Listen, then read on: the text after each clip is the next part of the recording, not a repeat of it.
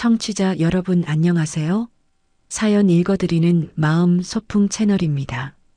오늘은 63세 남편이 황혼 이혼을 요구하며 다른 여자를 선택한 충격적인 사연을 제보해 주셨는데요. 그 뒤에 통쾌한 복수극이 펼쳐지는 이복자 씨의 사연 속으로 소풍을 떠나보겠습니다. 저는 이복자 62입니다. 남편 장영수는 63살이고요. 결혼 38년 평범하고 조용하게 살아온 부부였습니다. 특별할 것도 문제될 것도 없는 하루하루였죠. 남편은 정년퇴직 후 작은 보험 영업을 이어가고 있었고 저는 가끔 복지관에서 체조도 배우며 지냈습니다. 그날도 여느 때처럼 아침밥을 차리고 있는데 남편이 신문을 접더니 조용히 말했습니다. 이혼하자. 순간 들리는 말이 아닌 것 같았어요. 뭐라고? 제가 되묻자 남편은 조금도 당황하지 않고 다시 말하더군요. 그 여자는 너랑 달라. 난 이제 새로운 삶을 살고 싶어. 순간 숨이 턱 막혔습니다. 그 여자라니요? 무슨 드라마에서나 나올 법한 말을 제 남편 입에서 들을 줄이야. 저는 말문이 막혀 부엌 싱크대에 손을 짚었습니다. 손끝이 저릿하게 떨렸어요. 남편은 더는 설명하지도 않았고 저를 쳐다보지도 않았습니다. 마치 오래전부터 결심한 사람처럼 말이죠. 그날 오후 도저히 혼자 있을 수 없어 며느리에게 전화를 했습니다. 미진아, 혹시 시간 되면 나랑 차 한잔 할래? 며느리는 잠시 침묵하더니 조심스레 말하더군요. 어머님, 아버님 얘기 들으셨군요. 그제야 알았어요. 이게 하루 이틀의 일이 아니었다는 걸. 며느리는 이미 알고 있었습니다. 그런데 저에게 단 한마디도 해주지 않았던 거죠. 그날 밤 저는 식탁에 앉아 혼자 밥을 먹었습니다. 남편은 늦게 들어왔고 말없이 방으로 들어가 문을 닫았죠. TV 소리만 쓸쓸하게 울려 퍼졌습니다. 며칠 후 동네에서 오래 알고 지낸 이웃 박옥자 씨가 시장에서 저를 붙잡았습니다. 복자야, 요양원에 영수 씨랑 같이 자주 보이는 여자 있더라. 나도 몇 번 봤어. 처음엔 그냥 우연이겠거니 했지만 며칠 뒤 또 다른 이웃이 조심스레 말을 건넸습니다. 지난달에도 둘이 손 꼭 잡고 걷더라고. 부부인 줄 알았지 뭐야. 그 말을 듣고 나니 정신이 아찔했습니다. 저는 남편이 자주 간다는 요양원 봉사 모임이 진짜 봉사인 줄로만 알았거든요. 남편이 나이 들수록 사람들과 어울리고 싶어 한다기에 좋은 일이니까 다녀와요 하고 말해줬습니다. 설마 그곳에서 다른 여자를 만날 줄은 꿈에도 몰랐죠. 아무 말 없이 고개만 끄덕이며 돌아서는 제 모습이 거울에 비치는데 그렇게 낯설 수가 없었습니다. 그날 이후 전처럼 부지런히 남편 밥상을 차릴 수도 없었고 청소기도 손에 잡히지 않았어요. 내가 지금까지 뭘 위해 살아왔나 그 생각만 머릿속에서 떠나질 않았습니다. 남편에게 따져 물을 용기도 나지 않았습니다. 그 사람은 이미 마음이 떠나 있었으니까요. 그런데요, 여러분. 정말 이상하지 않나요? 왜 나만 모르는 거였을까요? 모두가 알고 있는 그 여자의 존재를 왜 저만 아무것도 몰랐던 걸까요? 이유는 단 하나였습니다. 제가 믿었기 때문이죠. 남편이라는 사람을, 가족이라는 울타리를. 그 믿음이 얼마나 무모했는지는 그날 이후 하나씩 드러나기 시작했습니다. 남편의 진심이 드러난 후 저는 마음의 문을 닫았습니다. 몸은 같이 살고 있지만 대화는커녕 눈도 마주치지 않게 되더군요.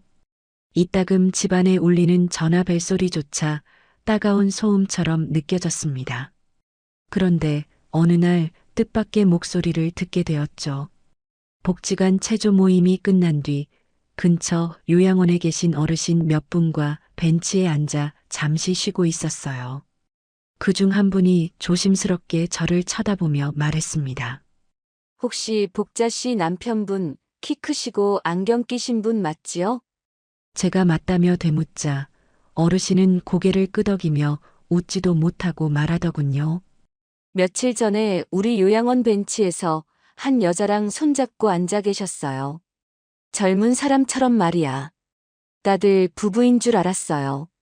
순간 가슴이 철렁 내려앉았습니다. 그분 말투엔 놀람도 경계도 아닌 안쓰러움이 묻어 있었죠.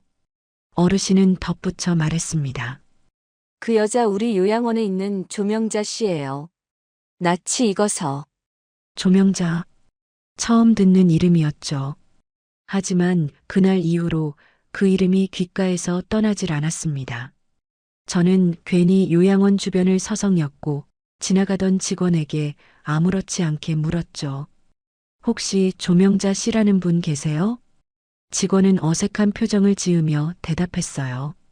아, 외부 봉사자 중 한 분이 자주 찾아오시긴 합니다만 가족분이신가요? 그 말에서 단서를 찾은 저는 집에 돌아와 통장 정리를 하다가 이상한 점을 발견했습니다. 제가 오랫동안 모아둔 적금 통장에서 몇 차례 출금 기록이 있었는데 문제는 그걸 제가 기억하지 못한다는 거였습니다. 직감적으로 알겠더군요. 계좌는 공동명의였고 남편도 출금이 가능했거든요. 며느리 미진에게 조심스럽게 물었습니다. 미진아, 혹시 지난번 손녀 유학비 보탰다는 돈 어떻게 된 거니? 그녀는 머뭇거리다 말했어요. 아버님이 처리하셨다고 해서 어머님 통장에서 나간 건 몰랐어요. 그 말이 진심일지 거짓일지는 모르겠습니다. 하지만 이미 제 안에서는 믿음이 깨지고 있었어요. 며느리의 말투도 어딘지 모르게 회피하는 듯했고 그동안의 일들이 하나둘 머릿속에서 연결되기 시작했습니다. 조명자라는 이름, 요양원 벤치에서 본 손잡은 모습, 출금 내역, 그리고 며느리의 어정쩡한 태도. 저는 결국 남편과 조명자 사이에 뭔가 깊은 관계가 있다고 확신하게 되었어요. 며칠 뒤 다시 요양원 근처에서 박옥자 씨를 만났습니다. 그녀는 이미 어느 정도 알고 있었던 모양이에요. 복자야, 나 사실 말 못했는데. 저번에 그 여자 조명자 씨랑 내 남편 카페에서 다정하게 앉아 있는 거 봤어. 그날 저는 웃지도 울지도 못하고 집으로 돌아왔습니다. 거실에 앉아 남편을 바라보는데 이 사람이 누구였나 싶더군요. 38년을 함께 살아온 내 남편이 내가 아는 사람이 아니라는 걸 깨닫는 순간 뭔가 무너져 내리는 느낌이었습니다. 여러분, 혹시 누군가와 평생을 함께 했는데 그 사람이 전혀 모르는 얼굴로 다가온 적 있으신가요? 저는 그날 제 남편의 낯선 얼굴을 처음으로 보았습니다. 그리고 그 얼굴엔 미안함도 부끄러움도 없었습니다. 그 사람은 조용히 말했죠. 내가 원했던 삶은 이런 게 아니었어. 조명자는 날 존중해줘. 그 말을 듣고 저는 알았습니다.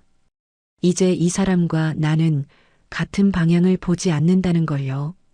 그날 밤 저는 이불을 덮고 누웠지만 잠이 오지 않았습니다. 조용히 눈을 감고 생각했어요. 이제부터 어떻게 살아야 하지? 그날 이후로 저는 사람을 더 조심스럽게 보게 되었습니다. 말을 아끼게 됐고 눈을 더 자주 들여다보게 되었죠. 가장 믿었던 사람이 저를 이렇게까지 흔들 수 있다는 걸 그때 처음 알았습니다. 며느리 미진이의 태도도 달라졌습니다. 예전엔 집에 올 때마다 싱긋 웃으며 안부를 묻던 애였는데 요즘은 어쩐 일인지 집에 와도 인사만 하고 방으로 들어가 버리더군요. 손녀 민지도 예전처럼 달려와 안기지도 않고 태블릿만 들여다보며 웃음기 없는 얼굴을 하고 있었습니다. 무언가 불편하게 얽혀 있다는 걸 느꼈습니다. 그러던 어느 날 저는 큰 충격을 받았습니다. 우연히 서랍 정리를 하다가 발견한 서류 봉투. 거기엔 미국 어학연수 등록금 납부 확인서가 들어 있었어요. 금액은 무려 2,800만 원. 보낸 계좌는 제 이름으로 된 통장이었고 날짜를 보니 남편이 몰래 출금한 시기와 정확히 일치했습니다. 저는 아들 집으로 향했습니다. 대답을 듣지 않고는 도저히 못 넘길 일이었죠. 며느리는 처음엔 놀라는 척하더니 제 눈빛이 예사롭지 않자 결국 털어놓았습니다. 어머님, 사실 아버님이 직접 허락하신 거예요. 어머님 허락 맡을 필요 없다고 하셨고요. 저는 말문이 막혔습니다. 그때 민지가 거실로 나왔습니다. 할머니 미안해 그냥. 나 너무 가고 싶었어. 그 말을 들으니 속이 뒤틀렸습니다. 물론 손녀가 소중하지 않은 건 아닙니다. 하지만 왜 이 모든 걸 제게 말 한마디 없이 진행한 걸까요? 며느리는 끝내 말하더군요.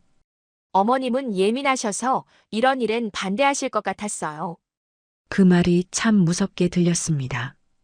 예민하다는 말 속엔 모든 책임을 돌리는 칼날이 숨겨져 있었거든요. 그날 밤 집에 돌아와 거실에 앉았는데 불도 켜지 않고 그냥 앉아 있었습니다. 바깥에선 고양이 울음소리만 들려왔고 냉장고 돌아가는 소리가 괜히 거슬렸어요. 결국 저는 짐을 쌌습니다. 며칠만 친구 집에 가 있으려고요. 제 마음을 정리할 시간이 필요했습니다. 친구 진이는 반갑게 절 맞아주며 아무것도 묻지 않았습니다. 따뜻한 미역국 한 그릇에 눈물이 왈칵 쏟아졌습니다. 진이는 조용히 제게 수건을 내밀며 말했어요. 복자야, 너무 참지 마. 사람도 염치가 있어야지. 내가 뭘 그렇게 잘못했니? 그 말을 듣는 순간 참았던 게 터져버렸습니다. 남편의 말, 며느리의 표정, 손녀의 고백. 모든 게 머릿속에서 얽히고 터져나왔어요. 이대로 끝낼 수 없다고 생각했습니다. 누가 뭐래도 제 삶인데 이렇게 비참하게 마무리하고 싶진 않았습니다. 그날 밤 저는 처음으로 다짐했습니다. 이걸 가만히 넘기지 않겠다고요. 어떻게든 이 상황을 바로잡고 제 이름 석자 다시 똑바로 세워야겠다고요. 여러분, 사람이 상처받는 순간에도 마지막 자존심은 지켜야 한다는 거 그때 처음 알았습니다. 진이 집에 머문 첫날 밤 저는 잠을 거의 이루지 못했습니다. 창밖으로 새벽 공기가 스며들었고 머릿속은 계속 무언가를 계산하듯 돌아가고 있었죠. 남편이, 아니 장영수가 원하는 게 무엇인지 알 것 같았습니다. 조명자라는 여자와의 미래를 꾸리기 위해 저를 정리하려 했던 거겠지요. 하지만 제가 순순히 물러날 이유는 없었습니다. 서류 가방에 오래 넣어두었던 등기 서류와 통장 정리표를 다시 꺼내 들었죠. 그러자 희미하게 남아있던 과거의 흔적들이 눈에 들어오기 시작했습니다. 몇 해 전 남편 이름으로 되어 있던 건물 일부를 제 명의로 바꿔놓았던 것이 기억났습니다. 그땐 세무사 말만 듣고 별 생각 없이 동의했던 일이었는데 그 조각이 이제 와서 저를 살리는 열쇠가 되어줄 줄은 몰랐습니다. 저는 진이의 소개로 법률 상담을 받았고 이혼 소송에 앞서 재산 분할 소장을 정리했습니다. 남편에게는 일절 알리지 않았고 오히려 그가 안심할 수 있도록 전화를 걸어 안부를 묻기도 했습니다. 그날 그는 아무렇지 않게 말하더군요. 복잡하게 하지 말고 그냥 조용히 끝내자. 웃음이 나왔습니다. 그 사람에게 저는 아직도 아무것도 모르는 순한 사람이었나 봅니다. 며칠 뒤 요양원에 전화를 걸어 조명자라는 인물에 대해 조사를 의뢰했습니다. 공식적으로는 제보 형식으로 전달했죠. 요양원 측은 조심스럽게 알아보겠다고 했고 며칠 후 연락이 왔습니다. 조명자 씨는 과거 사기 혐의로 수차례 벌금형을 받았던 인물이었습니다. 피해자 대부분이 노인이었고 유산, 적금, 보석 등을 노린 전형적인 접근 방식이었죠. 이 정보를 들은 순간 등줄기가 서늘해졌습니다. 하지만 동시에 분노보다 냉정함이 앞섰습니다. 그 사람에게 조명자란 단순한 새로운 설렘이 아니라 또 하나의 허상일 뿐이라는 걸 확인했거든요. 요양원 측은 내부 방침에 따라 조명자의 출입을 제한했고 그 사실은 곧 남편 귀에도 들어갔습니다. 저는 한 발 더 나아가 남편의 보험사 지점에도 익명 제보를 넣었습니다. 업무 중 개인 관계를 악용한 사례라며 조심스럽게 내용만 흘렸죠. 결국 남편은 회사 내 징계를 받았고 팀에서 배제되었습니다. 그제서야 전화가 오기 시작했습니다. 저는 받지 않았습니다. 차라리 무응답이 가장 분명한 태도라고 생각했기 때문입니다. 진희는 제게 후련하냐고 물었습니다. 저는 고개를 저었어요. 후련하진 않았습니다.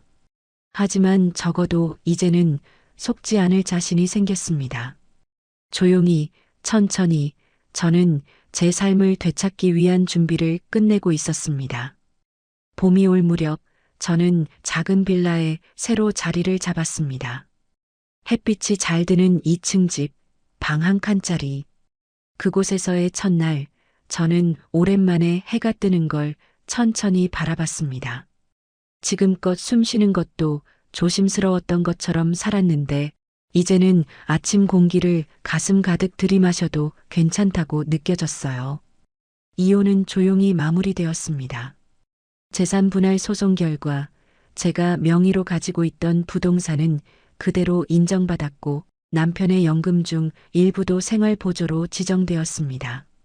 그 사람은 이제 연락조차 하지 않았고 저 역시 그리울 이유도 없었습니다. 이제 남은 건 제 삶을 새로이 시작하는 일이었습니다. 복지관 게시판에서 본 공원 환경관리 봉사 모집 공고가 눈에 띄더군요. 가벼운 잡초 정리, 화단 물 주기, 산책로 쓰레기 수거 같은 일이었는데 왠지 모르게 끌렸습니다. 하루에 2시간 정도 어르신 몇 분과 함께 공원을 돌며 손을 움직이고 있노라면 마음이 한결 가벼워졌습니다. 누군가를 위해서가 아니라 그냥 나 자신이 이 공간을 조금 더 예쁘게 가꾼다는 느낌이 좋았어요. 같이 활동하던 분 중에 김영순 씨라는 분이 있었습니다. 처음엔 말수가 적으셨는데 어느 날 벤치에 같이 앉아 있다가 저를 슬쩍 보며 말했죠. 아이고, 손 봐. 처음이지? 내가 약 좀 발라줄게. 그 따뜻한 손길에 문득 눈물이 날 뻔했습니다. 이곳에서 저는 처음으로 다른 이의 눈치를 보지 않고 하루를 보내는 법을 배우고 있었습니다. 공원 한켠에는 작게 피어있는 봄꽃들이 있었고 매일 그 옆을 지나며 오늘은 몇 송이나 폈는지 세어보는 것도 제 하루의 일부가 되었죠. 어느 날 그런 생각이 들었습니다.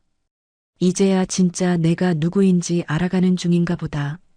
그 즈음 며느리에게서 손녀가 유학을 마치고 돌아왔으니 얼굴 한번 볼 수 있냐는 문자 한 통이 왔습니다. 저는 짧게 답장을 보냈습니다. 지금은 좀 그렇다. 나중에 보자. 그 말이 거짓은 아니었습니다.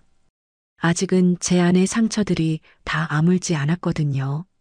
지금은 매주 2번 공원에서 꽃길을 정리하고 작은 벤치에 앉아 바람 소리를 듣는 시간이 가장 소중합니다.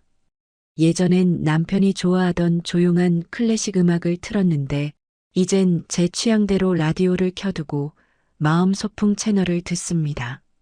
그 방송 속 누군가의 이야기를 들으며 참 별일도 다 있네 하며 웃기도 하고 어쩌면 나랑 비슷하네 하며 고개를 끄덕이기도 하죠.